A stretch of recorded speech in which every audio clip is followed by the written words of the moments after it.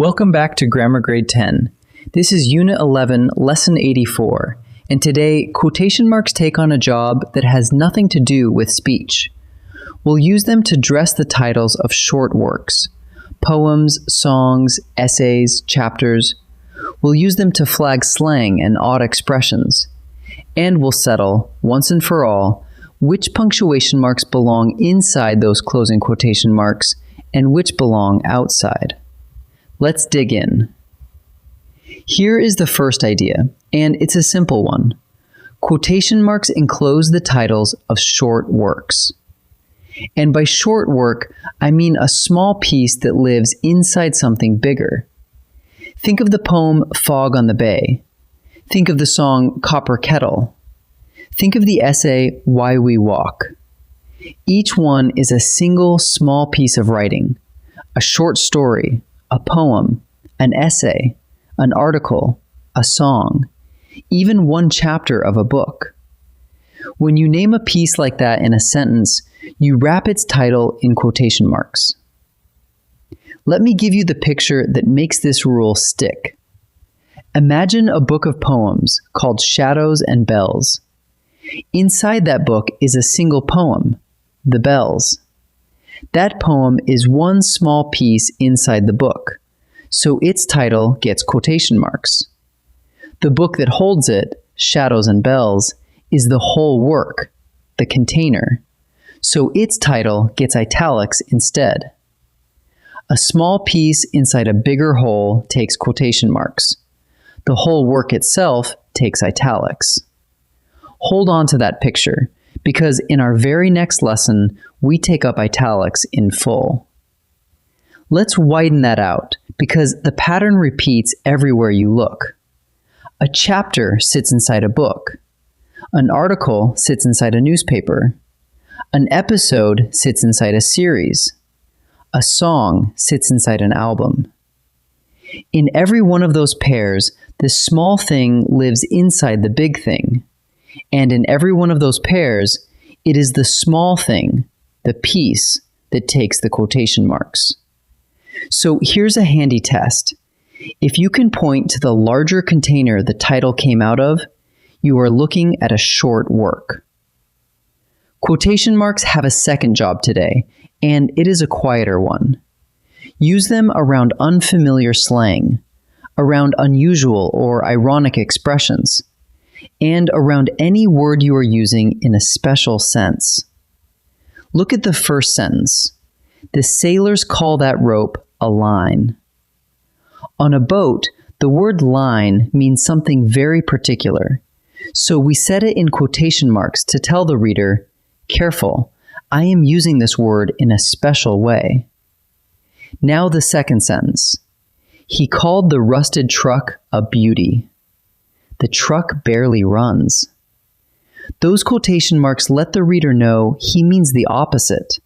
That is irony, and the marks are how we wink at it.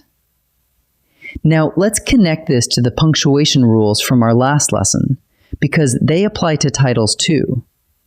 Commas and periods always go inside the closing quotation mark. We read Fog on the Bay, then talked about it. That comma tucks in. I finally learned Copper Kettle, and the period tucks in as well. But colons and semicolons go outside the closing mark. I love the essay Why We Walk. It changed my mind. That semicolon belongs to the sentence, not to the title, so it waits outside the quotation mark. Here is the short version, and it is worth memorizing. Comma and period in, colon and semicolon out.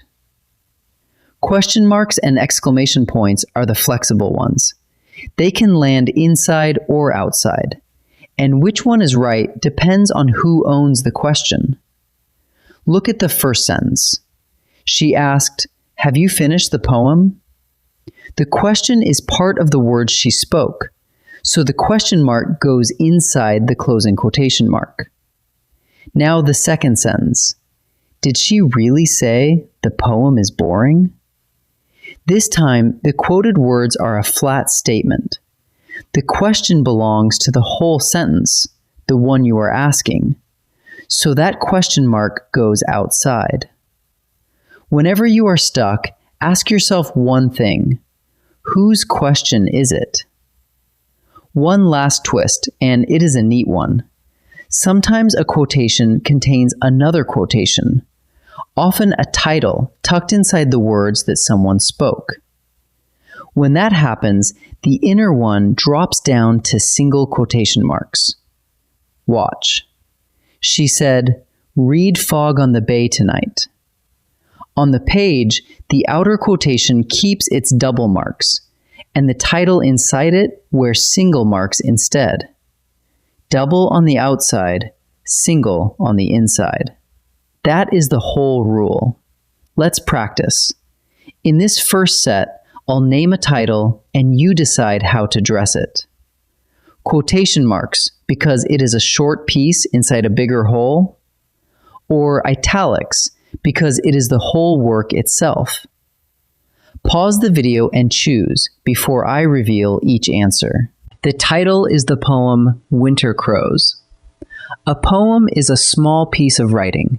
It lives inside a book or a magazine. Because it is the short work and not the container, the answer is quotation marks. The title is the magazine Harbor Review. Now, a magazine is not a piece of something bigger. It is the container, the whole work. Articles live inside it. So Harbor Review takes italics. Chapter 4, The Long Road, Inside a Novel.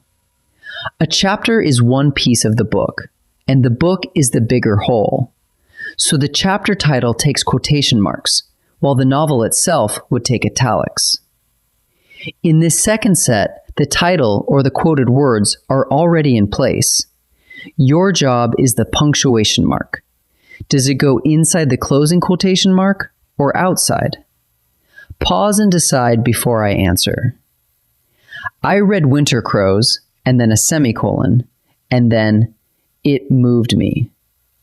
A semicolon is never part of a title. It belongs to the sentence. And semicolons always sit outside the closing quotation mark. So the answer is outside. She whispered, "The gate is open." And then the sentence ends with a period. Periods never wait outside. They always tuck in. So the period goes inside the closing quotation mark. Did he really say the bridge is closed? Look closely at the quoted words. They are a flat statement, not a question. The question belongs to the whole sentence, the one you are asking. So the question mark goes outside. Let's gather it all up.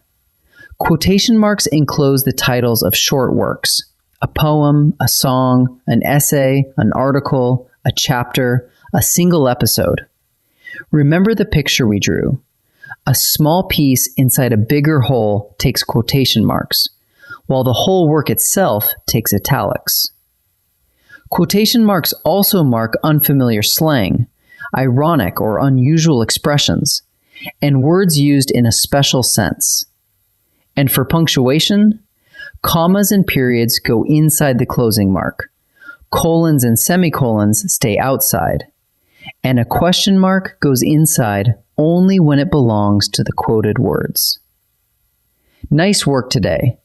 In our next lesson, we take up italics, the other half of this picture. I'll see you there.